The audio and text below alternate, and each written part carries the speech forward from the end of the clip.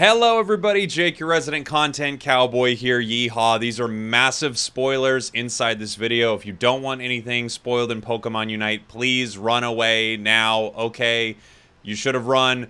New Pokemon are going to be spoiled in this video. The new map is going to be spoiled in this video. The new Battle Pass is going to be spoiled in this video. You're going to be spoiled. I'm going to be spoiled. I want to shout out Crashy for helping me get this video. So please check out Crashy's channel. I'll have a link in the description. Thank you very much, sir, for your help with this. Here is the most recent leak for Pokemon Unite. It's the new Battle Pass, and it leaks a new Pokemon. So here we go. First off, we're seeing right at the start. You know what? I'm just going to let it play through once, and we can talk.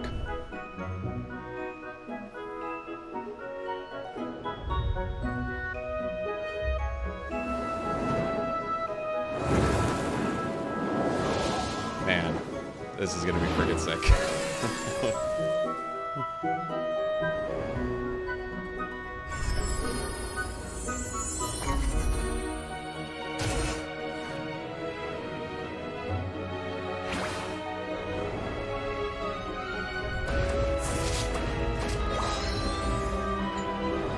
There's so much in this Battle Pass. It's crazy.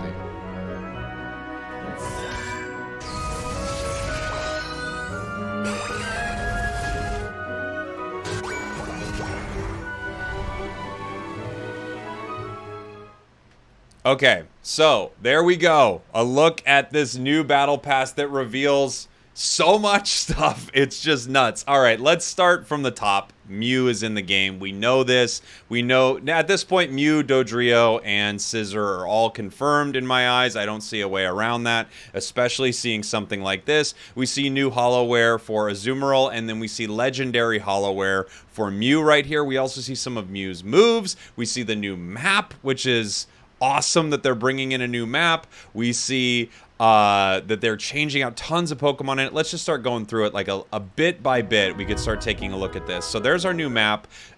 Sacred Ruins inspired map is what they're saying right here. And we start with Mew flying in. Yes, yes, yes. Okay, so here we can see a lot in this first image. Obviously, Mew looks like it's using its Unite move. I believe those horseshoes are themed around, obviously, Mew's Battle Pass and not what's actually just part of its Unite normally. We also see around here still some berries. This is the new Zapdos pit, but it's no longer Zapdos. I'll get to that in a second. This is the new Zapdos pit, but you can see all around it there are multiple entrances, so the fight around Zapdos, no longer Zapdos, is going to become so much more dynamic because of this. You're going to have Pokemon entering from tons of different ways, and there are no longer going to be these sort of two large choke points as you head in. We can also see two ball toys here, or three, excuse me, around this pit. So no longer Corefishes. They might all be replaced by these ball toys. Sorry if I'm getting the pronunciation wrong. I pronounce every Pokemon incorrectly. There we can see the Unite move. It looks like it channels for a moment on Mew, and then as we see it get closer and closer with these musical notes and, oh, they're harps, not horseshoes, excuse me. We can see it fly out, and it looks like it does damage, and I would guess from the coloring of it, it would lead me to believe that there's some sort of healing that happens, but I'm not sure.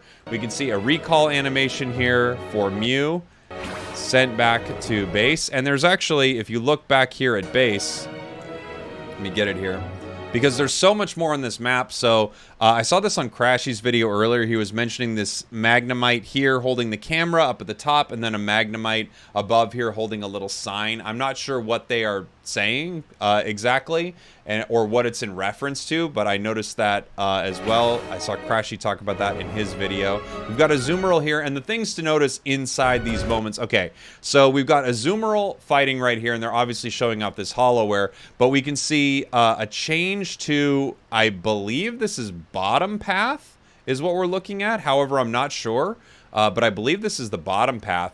So you can see it's set up, you know, differently here. We can see instead of having Vespiquen and Combees in the center, or what they did for the winter event where they sort of switched them out with Cubchoos. I believe we might just have one Altaria, which means you might be fighting over one thing in the center rather than the 3 Combees and 1 Vespiquen, meaning the last hit on the big objective could be much more important, that being Altaria. We also see Bunnelby right there in an interesting position as well. It's sort of between these two stone pillars here near this tall grass. So if you're fighting for that directly in the center there, it's going to behave slightly differently than the fights we have currently, where the Pokemon has to walk down slightly to make it to tall grass. We'll see how that exactly is going to play out in the game. But 2 new Pokemon we see right there on the map. We can also see some trainer outfits here. Very cool. Yeah. And okay, so here, this is something to talk about right here. Obviously, we see the evolution above us right there. So as the map goes on, that Pokemon evolves. I wonder if that's just there early, and much like a Lillipup, it will go away. So we actually don't often see this evolution inside of a game. I'm not sure, but now we're seeing a really interesting moment. So Mew is putting down a light screen or barrier or something like that, and then using this. Clearly a version of a solar beam, right? So a lot of people are theorizing that Mew will be able to replicate moves of Pokemon either on your team or on the enemy team. The implications for this are obviously insane, thinking that you could have multiple Blissies running soft boiled, essentially, thinking that you could have, 2 Pokemon running solar beams, just like lighting up the battlefield. Now, my theory from seeing this just early, my theory would be that is actually probably not the case, and this Pokemon actually works similar to, I can't remember their name from League. I think in Smite, the character's name is Thoth or Thoth.